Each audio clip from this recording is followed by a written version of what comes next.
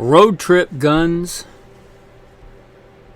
Now, you've probably heard of road trip snacks. What about road trip guns? Now, I did a whole series on truck guns, but the idea behind this one, road trip guns, because it's come up a couple of times with our patrons, guns that are legal in pretty much any state. And this is a tricky one because I am not a lawyer, right? You have to check your laws. It's very convoluted. This is coming from somebody that was a cop for quite a lot of years. It can be a lot more complicated than you think. But in general, this is not legal advice, right? I have no desire to be a lawyer. You need to check to make sure it's legal where you're going. So don't think if I say something on this list that it's going to be 50 state legal. But the idea is for me to try and come up with a good battery, some good suggestions for 50 state legal road trip guns. That's what we're going to talk about today on Gunfighter Life, the podcast where we talk about guns and gunfighting the right way with Almighty God at the center, Judeo-Christian values, and real-world first-hand experience. Well, let's get into it. I think the why is pretty obvious, right? If you want to go on a trip, and it may take you into some places you don't normally live, right? If you live in Texas, and you only stay in Texas, and your idea of a road trip is from, San Antonio to Waco, or wherever you go in Texas, it doesn't really matter. You can carry your SBR. That's great. If you leave Texas, you can't. Well, you're not supposed to take your SBR unless you notify the ATF going to any other state. A big reason I don't have a legal SBR because my wife and I live as neo-nomads. As you might imagine, we travel a lot. And we generally try and stay out of the infringy states. But you may not be able to, especially east of the Mississippi, right? They're intertwined. And there are many different laws on transport. There is like a transport clause that if you're driving through a state, you're good. But if you stop and do anything in that state, it technically doesn't apply. So if you're trying to go from Virginia to New Hampshire, that's just a nightmare of litigious landmines waiting to go off, right? So what are some guns that you can pretty much have anywhere? Many of these, even in Canada. Like I've traveled to Canada carrying a gun, not on my person because they don't allow that. But many of these guns, minus the handguns, would be 50 state and Canada legal. So let's get into it. My first recommendation, probably no surprise, a standard pump or semi-auto shotgun. I say standard, like 5-round capacity, pump or semi-auto, shotgun. Take your pick. If you want a budget option, a really good one is the Maverick 88. If you want a little bit mid-tier, Mossberg 500. Or if you got an older, I specify older 870, not a bad gun. A Winchester Model 12 or 1200. Talking about the semi-autos, Remington 1100s, 1187s. Benelli M2. Benelli Nova, Supernova. Right, you get the idea. A standard capacity, go 12 or 20. Depending on what you want. 12 is just kind of the default. It's the most affordable ammo, the most widely available ammo most of the time. I like 20 gauge, and I do carry a 20 gauge for like upland game hunting and stuff, but it's kind of like the 9mm versus a 380 debate. Like, why are you going to pay more to get a less powerful round? There are some applications where you may want a 380, but in general, 9mm is a default. It's more effective, it's more affordable, it's more available. Same with 12 and 20. Go with the 12 unless you have a reason to go with the 20. But just a standard pump or semi-auto shotgun. That is a tremendous amount of firepower and flexibility. And if you're a prepper, a survivalist, and I don't apologize for that, it's the most flexible. It just is. Anything from a mourning dove to a grizzly bear, you got it covered with a 12 gauge. They're not overly expensive as a platform. They're easy. Most states that are really infringy, they generally try and infringe what they perceive as scary for whatever reason, like a AR-15 or semi-auto handguns with more than 10 round capacity and things like that. But the shotgun, the lowly shotgun, right, is the most devastating close-range small arm the average person is going to have, by far. It's more effective, it's less restrictive, it's more flexible. You want a really good recommendation, there you go. Bam. 12-gauge pump or semi-auto shotgun, and I specified pump or semi-auto because they have a reasonable rate of fire. Single shot, you got one shot. Over and under side-by-sides are better, but you get 2 shots. And is that probably enough? Yeah, but why wouldn't you go with a pump or semi-auto in general? They're often cheaper than a good side-by-side or over-under. Those are more specialty purpose sporting guns. So a good pump or semi-auto shotgun is a solid recommendation. And another thing with many shotguns, we don't often think about them like this, but they're takedown guns. The vast majority of pump and semi-auto shotguns,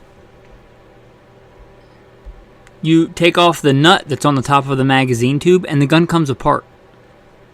Which if you're doing a road trip, you want to put it in a duffel bag and carry it in and out of a hotel or a resort or whatever. Or for legality reasons, like you should have no problem even in California with a unloaded disassembled shotgun in a case. And depending on your vehicle, it may just make it easier. It may not, and it may not come into play because you may not be in one of those states. But it's a good option. And a good assortment of ammunition. Some good old standard double-aught 9 pellet is a good vehicle-to-vehicle fighting load. Slugs if you're worrying about stopping a vehicle. And for the applicable large game hunting, personal defense, I like number 4 buck for a lot of that. Talk about vehicle defense, home defense. Number 4 buck, then you can have some 6-shot and some 7.5 or 8-shot for different applications. Again, that's one of the reasons it's such a versatile tool, like the Swiss Army knife of guns. It can do so many different things. You can put some breaching rounds in there. Anyway, a good pump or semi-auto shotgun. The next one is a good lever action rifle. Now, if the powers that be are cool with any guns, they're probably cool with lever action guns. They bring back memories of old westerns and John Wayne, and some people I think just have hoplophobia. They just don't like guns in general. But if somebody is okay with guns at all, they're probably okay with a lever action rifle. So, and they're usually legal. I'm not aware of any state where a lever action rifle is illegal. If you're talking about the 2 standard lever action rifles, your Winchester Model 94 or copies thereof by like Rossi or whatever, or your Marlin 336 or your copies thereof by like Henry, and maybe they're not an actual copy, but they look suspiciously similar to a Marlin Model 336. But those 2 standards kind of in 30-30 Winchester. Right, I did a whole episode on the 30-30 Winchester. I think it's America's first intermediate round. It's a phenomenal round out to 200 yards. If you're talking about this kind of stuff, an all-around truck gun, survival gun, it's a good choice. It's got a reasonable rate of fire. Is it as fast as a semi-auto? No. Am I telling you that it's as good a battlefield weapon as an AR or an AK? No, but most of those are not 50 state legal. This is a rifle that's a good intermediate cartridge. I don't think I have to talk about its street cred on game such as deer or even up to elk, because there's many a dead one in a freezer on the wrong end of a 30-30. Also, it's been called the redneck assault rifle, right? It's how many generations of farmers and ranchers have had those in a horse saddle or bouncing around the back of a truck. They're a good handy tool. They're really good and rugged. They're kind of complex inside, so I don't advise taking one apart, but as far as you just using them and them probably working, they're a good bet. Lever action 30-30. Again, Winchester 94 or Marlin 336. If you want to mount a good modern optic on it, which should not have anything to do with the legality, I'd go with the Marlin. But either way, I do think as far as fast handling and agility goes, celerity and dexterity, I actually prefer the Winchester 94. But as far as the ability to mount optics, and honestly, probably a better engineering design, I like the 336. They're both good. Now, those aren't the only 2 games in town. You want to go OG, PCC, the old school. talk about a good versatile gun, a lever action 357. Ammunition smaller and lighter, and it's not an intermediate round, but if you look at the ballistics you get out of 357, it's an impressive handgun round. When you put it in a carbine, you get much better ballistics. If you're judicious about your bullet selection and wise about your bullet selection, I wouldn't call it an intermediate. It's not halfway between handgun and a full-powered rifle, but it's definitely a quarter-mediate. I think it's definitely in between, for sure, a handgun round and an intermediate round. So I think it's much better ballistics 357 out of a handgun than pretty much any common handgun round out of a handgun, even 10 millimeter. Like if you look at the ballistics of a 357 out of a rifle, it's impressive. Also, that's not the only one. 44 mag, if you wanted to go that route, lever action 44 Magnum. Ammunition's a little bit heavier. I would say it's a little bit less versatile because it's probably more than you need. I think 357 is the best balance for like defense and medium-sized game hunting. 44 mag tends to go on the other side about being a little bit heavy, but it'll still work. It's still a good choice. And there are other choices, but those are the two most common available rounds. We're not going to talk about like 44-40. You have one of those, it's probably more of a collector piece and not a road trip gun. And then you also have your full-powered rifle rounds in lever action. The Browning BLRs are my number one recommendation. They're phenomenal. They even make a takedown one. So if you want a full-powered rifle, decent rate of fire, again, not as good as a semi-auto, but decent with a lever action if you're good with it, and a full-powered rifle cartridge like 308 or 30-06 that takes down, comes apart, talk about gray man. I mean, it's a phenomenal choice. So that's really something to consider. There's also the Henry Long Ranger. Just did an episode all about lever actions. If you're curious about that, like lever actions in the 21st century, are they still relevant? Well, here's a case due to malum prohibitum, due to infringy states or Canada, right, where you can't necessarily have an AK-47. You can't have a more modern gun, and by modern I mean 50 to 60 to 70 years old at this point, right? But maybe you've been thrown back because of legislation 100, 120 years in technology. So they might still be relevant for you.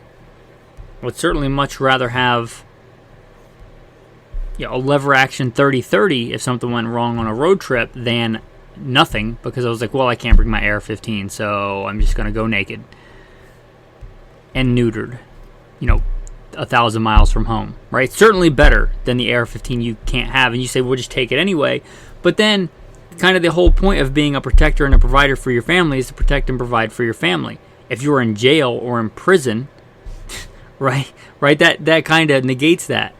If you're sitting in a jail cell when peanut butter and chocolate hits the fan, the economy collapses or whatever, that's not a good position to be in. So, I mean, that's on you. You do what you're going to do, but I'd rather have the lever action 30-30 that I can have, or in my case, generally a pump action or semi-auto shotgun that I can have. And for many things, I prefer a shotgun anyway.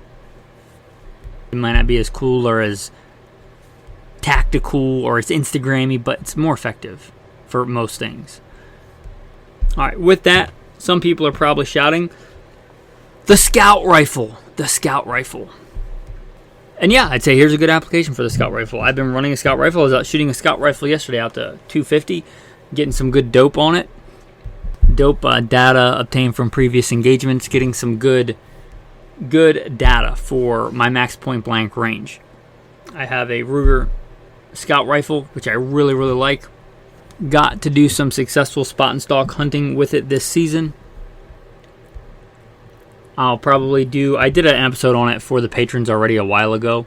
I might do one, and I've done other episodes on the Scout Rifle, even had what I would consider a very good Scout Rifle expert, Steve Clifford, on the show. But done other episodes on just the Scout Rifle, so if this is the part that intrigues you, maybe go listen to the other episodes, and I may do one in the future talking about my personal experience with the Scout Rifle now.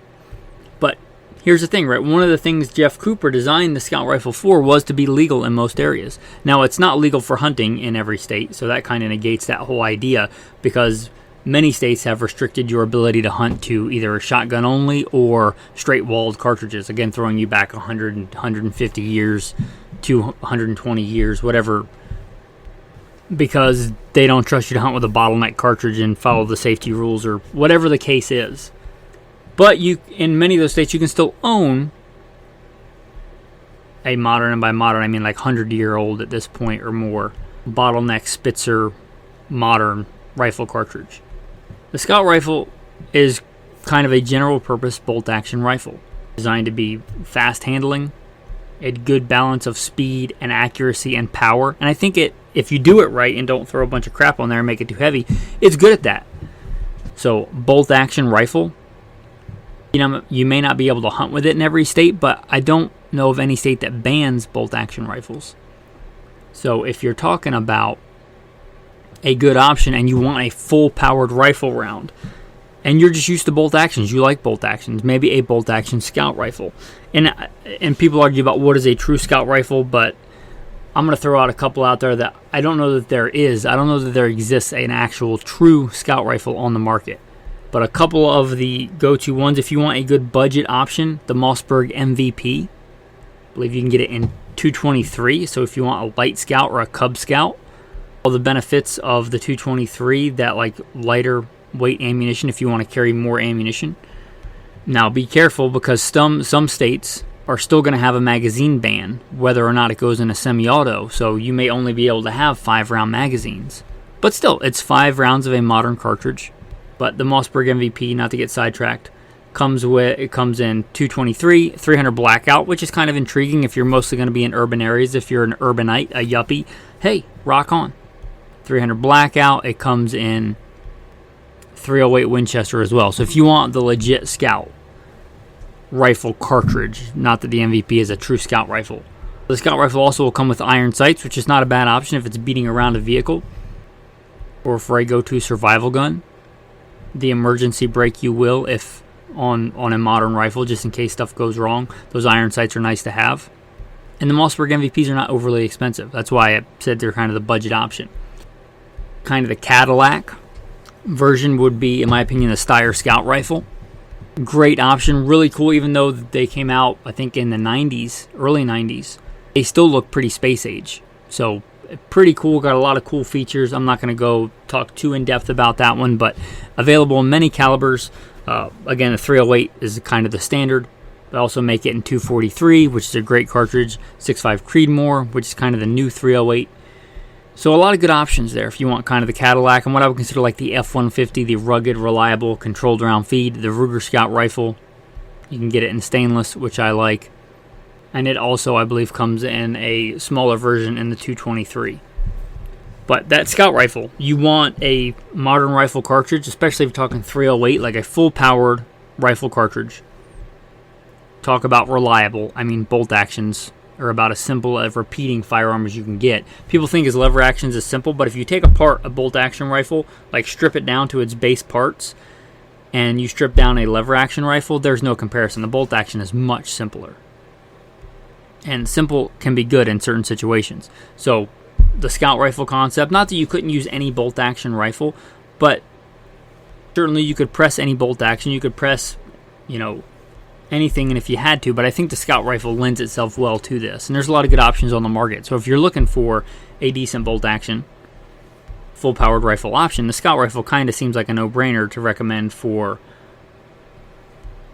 a road trip gun. Also, and you'd have to look at what counts as loaded and what counts as unloaded in your jurisdiction. You may also have to look at what counts as assembled and disassembled, but if you take out the bolt, and I'm not saying it is, but look in your jurisdiction, look up the penal code. If you take the bolt out, which many bolt action rifles is super easy to take the bolt out, like on a Ruger or a Winchester Model 70, you literally,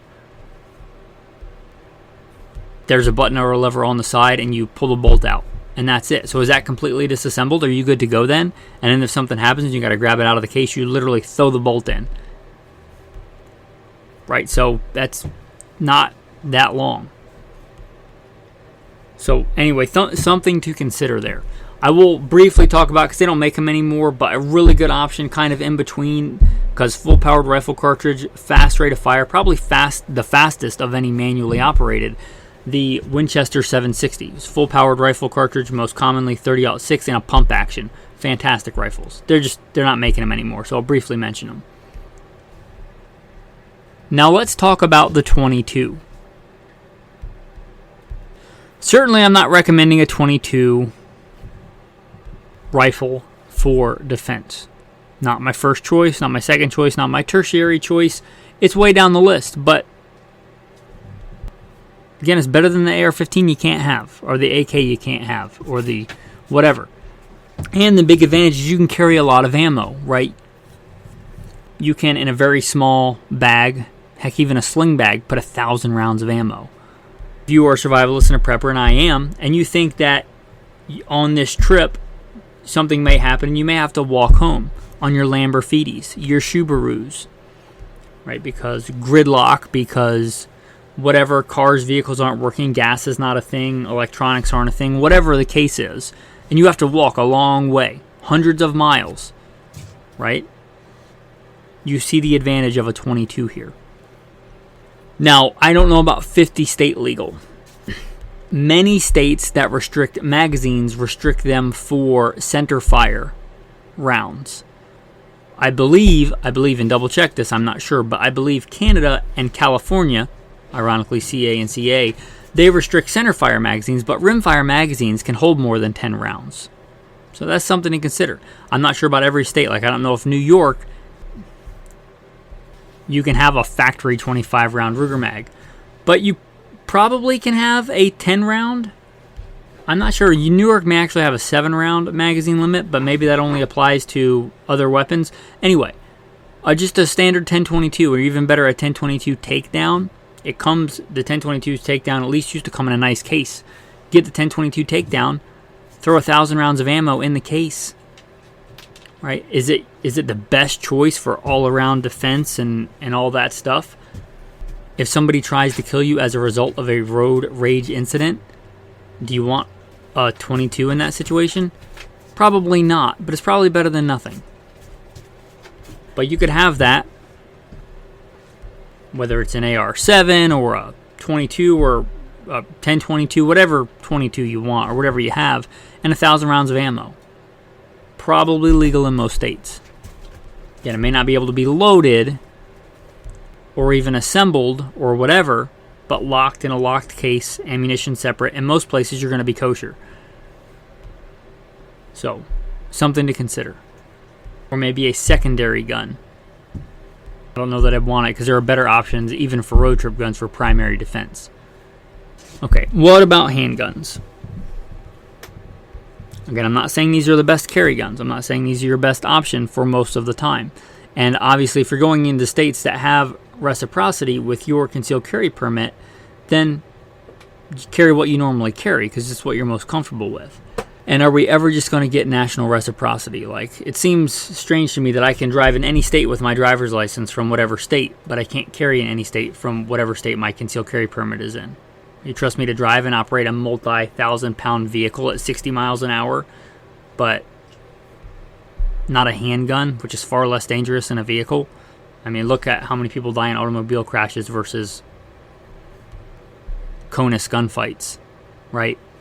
Anyway, that aside, let's deal with what is, not what we wish was. Some guns that are going to be legal in most states. Now, you might not be able to carry it because your carry permit might not be valid, but if you want, in case something bad happens and you want a handgun, go with a mid-size revolver, right? .357 mid-size revolver. Is there any state where if a handgun is legal, again, it may not be legal to carry, so you may have to have it unloaded in a locked container, whatever the municipality says, right? But you can still have it. Is there any state that restricts revolvers? I don't think so. I don't know about laws traveling to Canada with a handgun. I know recently Canada banned handguns, which don't even get me started. Sad day, but pretty much all 50 states, I'm not aware of any where you can't have a revolver. And a .357 mag revolver is a good option. It's a good versatile option. I mean, 38 Special and .357 Magnums were police go-to duty sidearms for decades. I'm not saying that's what you should carry day to day, Not unless you want to, or you have some other reason, backcountry, hiking or something. Not a bad option, but for this, it's a great option because it's 50 state legal. Magazine limits don't apply, right, because it doesn't have a magazine. It has a cylinder. The revolver is an obvious choice. An obvious choice is going to be 357 Magnum, 38 Special, and any medium-sized frame. I'm talking like Colt Python, Smith & Wesson Model 66, that size. GP100, great choice. Built like a tank. Right, medium size, take your pick, but 4 inches is a good balance for an all-around handgun. And again, you're probably not concealed carrying it, so you may want to go with a 6-inch, but it's a good option. That's not the only revolver caliber. You could choose something else if you want, and you could also make the case for the 22 revolver, like we made the case for the 22 rifle. If you have to want to bring a bunch of ammo and be able to carry it, again, not great, not recommending it for a primary for defense, but certainly better than nothing. And the other probably easy recommendation for this is a 1911. Now, I love 1911s. I was the commander of a tactical team to stock back of shooters. I generally carried an STI 2011. That was my go-to duty gun for that. I would sometimes carry a Colt single stack 45 because mission parameters, I thought for the mission it was a better choice. And here's some mission parameters for you. It's got, if you go with standard 7-round magazine in a 1911, is there any place, not Canada, but any place in the U.S. where you probably can't carry it, like in New York, but if you can have a handgun locked, stowed, unloaded, whatever, can you not have a 1911? 7 rounds. And this is a case where 45 maybe makes more sense because you can only have 7 rounds. 45 is a pretty good choice. And again, standard 1911. I don't like the old classic 1911s. I mean, I like them from a history standpoint, but the sights are not great. But a modern, decent, well-made, and well-made 1911s are not cheap. But a good, serviceable, like a Colt or a Ruger 1911, not the only good ones, but just to throw some out there for you, a good 1911, great road trip gun. I'm not aware of any state where you cannot have a 1911. And certainly, probably nobody's going to argue with the street cred, the battlefield credibility of a 1911. And certainly if stuff went bad, I would rather have a 1911, and I still like 1911s. I would rather have a 1911 than nothing. Or the shooting was good, but I went to jail with a felony because I had a 15-round normal capacity magazine in a state where that's a felony. Right? That doesn't make any sense. I would rather have a 7-round 45 that I can legally carry or legally have. And you have to look at, even though you can't carry it a lot of times in your domicile, which you have to check your penal codes, but may extend to your camper, your RV, may extend to your hotel when you're in it, right, your domicile. Rather have a 1911 that I can have than whatever, a Glock 17 that even if the shooting is good, I go in for a felony because I have normal magazines. Right, so again, I'm not saying these are the best guns carte blanche, but for a road trip gun, a revolver, or a 1911, if you're going to have a handgun, makes a lot of sense. Anyway, some things to think about. That's going to bring us to the tactical tip of the day. Guitar picks. Right, I didn't think of them as very tactical either. I recently had to repair my phone screen. The podcast is not exactly making it rain with money. I couldn't just go out and get a new phone. My phone was cracked and messed up for a while. It was like borderline impossible to use for many things. That's how in rough shape it was. But I ordered a new screen and replaced it, or I had my wife replace it because she's much better at the finesse stuff and doesn't get frustrated. Anyway, it came with a couple of guitar picks to like pry stuff open without damaging it.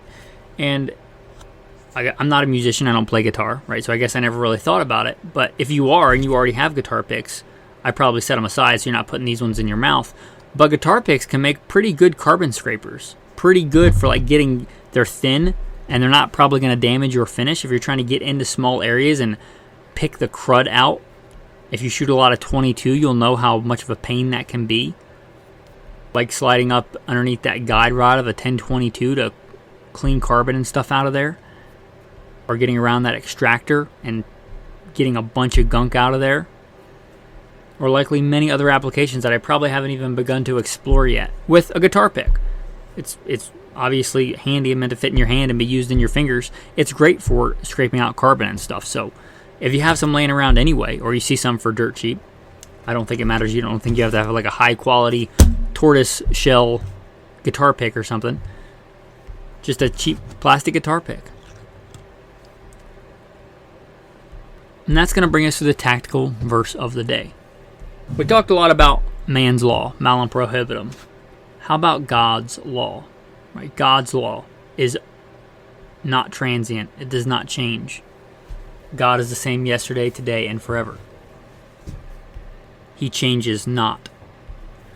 Just a small excerpt from Psalm 119. If you don't know, Psalm 119 is the biggest psalm in the Bible. Your hands have made me and fashioned me. Give me understanding, that I may learn your commandments. From a different part of Psalm 119. Your word is a lamp unto my feet and a light unto my path. And yet another. Great peace have those who love your law, and nothing causes them to stumble. Lord, I hope for your salvation. God's law. You want to know how to live, how to love God, how to love your neighbor? God gives us guiding light for that. His law, His word, the Torah, the Word of God, Jesus Christ, and the Gospel of John. In the beginning was the Word, and the Word was with God, and the Word was God.